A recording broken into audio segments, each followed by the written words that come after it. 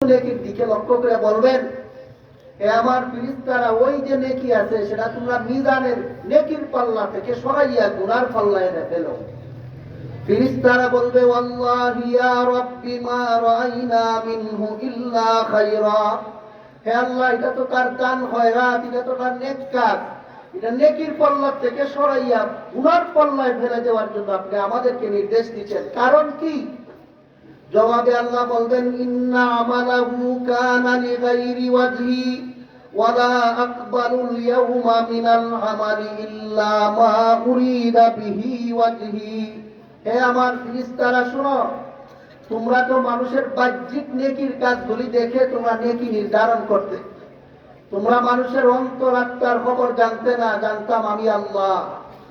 এই লোকটা এই যে দান খয়রাত করছে, তোমরা দান খয়রাত একটা নেক কাজ মনে করে নেকির পাতায় উঠাইছো, নেকির পাল্লায় উঠাইছো, কিন্তু আমি আল্লাহ জানি এই নেক কাজটা সে আমাকে খুশি করার জন্য করে নাই, দান করেছিল ভোট পাওয়ার জন্য, এই দান করেছিল তার ইজ্জত বাঁচানোর জন্য, দান করেছিল এই আশায় যে আরেকদিন তার কাছে খুঁজলে আমি যেন পাই। এইরকম দুনিয়ার বিভিন্ন ধান্দা এই লোকটা দান খয়রাত করেছিল। যারা দুনিয়ার ধান্দা নিয়ে, দুনিয়ার নেশা নিয়ে, দুনিয়ার বিভিন্ন স্বার্থ হাসিলের উদ্দেশ্যে দান খয়রাত করে, হে আমার ফেরেশতারা, তোমাদের কাছে এটা নেকি হইলেও আমি আল্লাহর কাছে ইন্না ইয়াসিরান নিয়াই শিরকুন, এটাও এক প্রকারের শিরিক গুনাহ, তোমরা এটারে তাড়াতাড়ি নেকির পাল্লা থেকে সরাইয়া গুনার পাল্লায় ফেলে দাও। ফেরেশতারা ওই আল্লাহর কথা বলার সাথে সাথে সারা জীবন ভোট পাওয়ার আশায় যত রাস্তা বানিয়ে দিছিল, সারা জীবন ভোট পাওয়ার ধান্দায় যত ব্রিজ বানিয়ে দিয়েছিল, সারা জীবন সুনাম সুখ্যাতির আশায় মাদ্রাসা মসজিদে তত দান খয়রাত করেছিল, সারা জীবন মানুষের সামনে ইজ্জত বাঁচানোর আশায় যত ধরনের দান খয়রাত করেছিল, সমস্ত দানগুলি নেকির পাল্লা থেকে সরাইয়া গুনার পাল্লায় এনে ফেলে দিবে। তখন লোকটা বলবে, হে আল্লাহ, সারা জীবন ভর যে এই সমস্ত ব্রিজ বানিয়ে দিলাম, এই সমস্ত টাকা পয়সা তোমার রাস্তায় দান খয়রাত করলাম, এগুলি গেল কোথায়? তখন আল্লাহ পাক রব্বুল আলামিন তাকে বলবেন, ইযহাবু ইলাল্লাযীনা কুনতুম তুরাউনা ফিদ দুনিয়া ফানজুরু হাল তাজিদুনা ইনদাহুম জাযাআ। যাও যাও, যাদের ভোট পাওয়ার জন্য দান করেছিলে এদের কাছ থেকে সওয়াব নিয়ে আসো, যাদের কাছে ইজ্জত বাঁচানোর জন্য দান খয়রাত করেছিলে এদের কাছ থেকে সওয়াব নিয়ে আসো, যাদের কাছে দানবীর উপাধি পাওয়ার জন্য দান খয়রাত করেছিলে এদের কাছ থেকে সওয়াব নিয়ে আসো। আমার কাছে তোমার এই সওয়াবের, এই নেক কাজের পরিণতি জাহান্নাম ছাড়া দ্বিতীয় কোনো পুরস্কার নাই। আল্লাহ পাক রব্বুল আলামিন জাহান্নামে যে দিবেন কথাটা স্পষ্ট কোরআনের আয়াতেই বলেছেন। আল্লাহ বলেন, মান কানা ইউরিদুল আজিলাতা আজ্জালনা লাহু ফিহা মা নাশাউ লিমান নুরিদু সুম্মা জাআলনা লাহু জাহান্নাম ইয়াসলাহা মাযমুমান মাদহুরা। যে সমস্ত লোকেরা দুনিয়ায় থাকতে নেকির কাজ করেছিল দুনিয়ার ধান্দায়, আমি আল্লাহ বলতেছি ওই সমস্ত নেক কাজ করেওয়ালা দানবীদেরকে সমস্ত হাসরের মাঠের মানুষের সামনে বিতাড়িত করে, লাঞ্ছিত করে জাহান্নামে পৌঁছে দেব।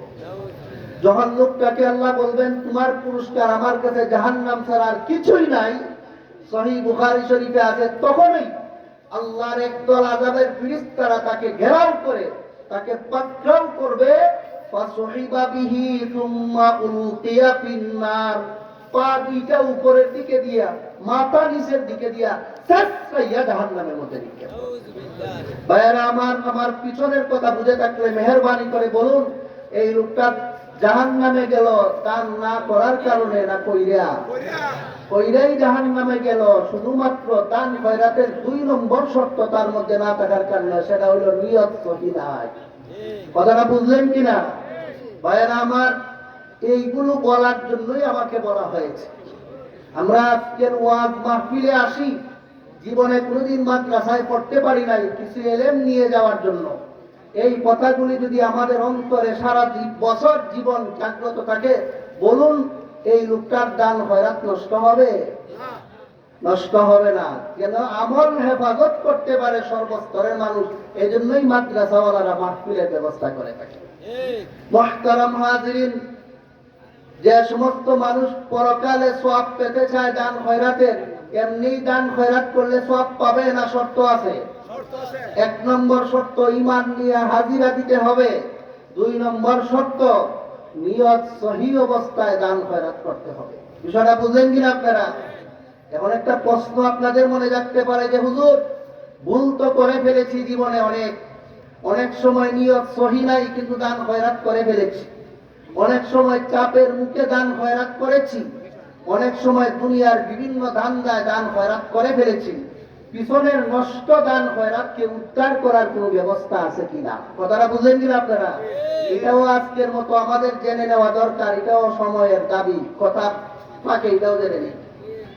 হাদিস শরীফে আছে, আমি লম্বা হাদিসটা আপনাদের সামনে এখন পড়লে আমার গুরুত্বপূর্ণ অনেক কথা সামনে চলে যাবে, তার সারমর্ম বাংলায় বলছে, শুনুন।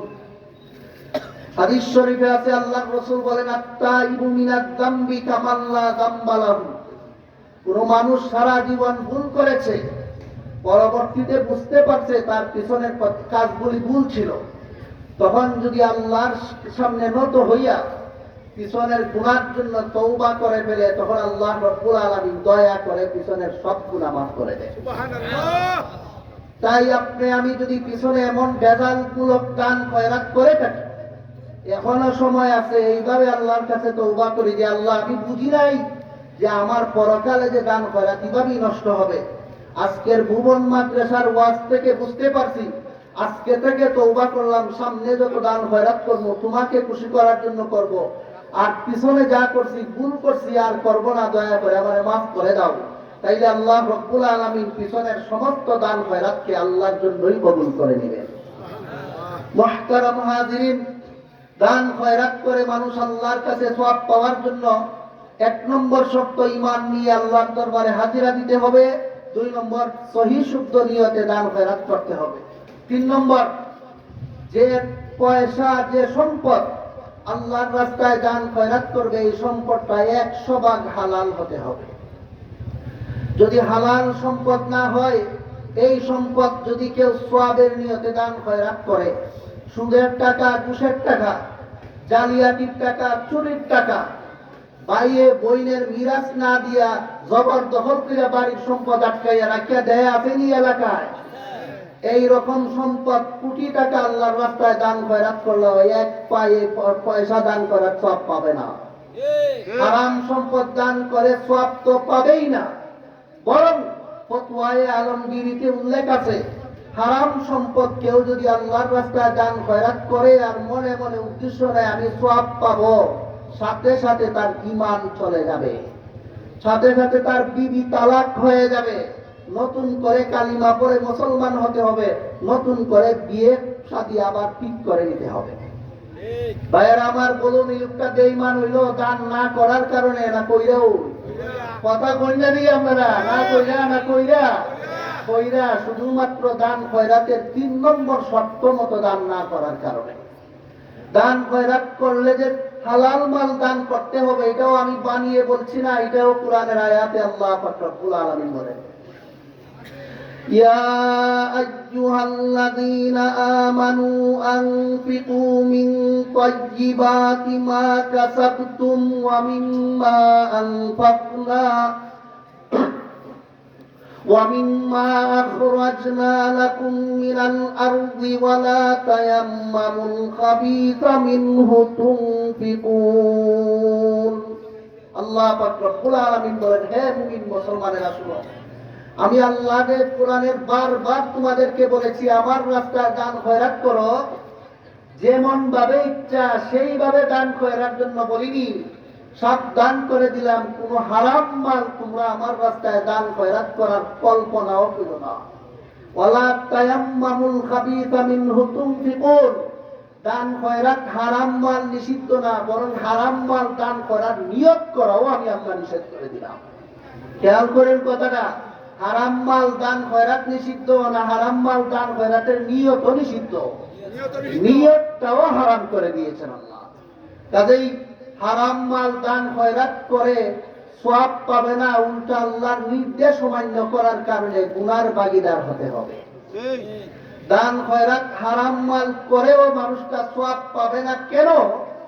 এর উদাহরণ দিয়া পবিত্র কোরআনের আরেক আয়াতে আল্লাহ পাক রব্বুল আলামিন বলেন, মাসালুল্লাযীনা ইউনফিকুনা আমওয়ালাহুম ফী সাবিলিল্লাহি কামাসালি হাববাতিন আমবাতাত সাবআ সানাবিলা ফী কুল্লি সুমবুলাতিন মিআতু হাব্বা ওয়াল্লাহু ইউযাইফু লিমান ইয়াশাউ ওয়াল্লাহু ওয়াসিউন আলীম।